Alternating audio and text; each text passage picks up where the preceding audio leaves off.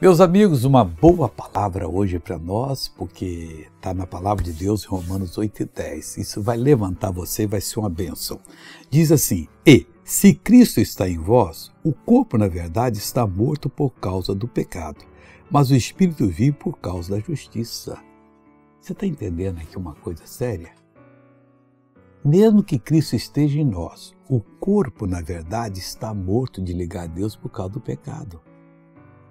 É o que diz a palavra de Deus.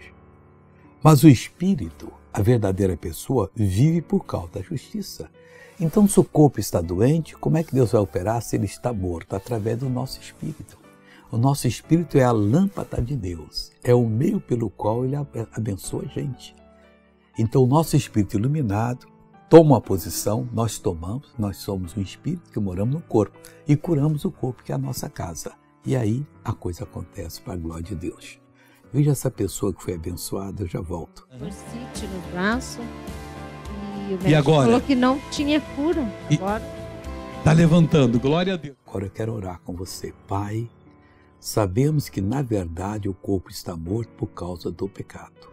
Mas o Espírito de quem aceitou Jesus está vivo, recriado. E nós agora ordenamos a esse mal que está no corpo que saia. O corpo é nossa propriedade, é nele que nós vivemos. Então saia todo mal, em nome de Jesus. E você diz amém. Deus te abençoe.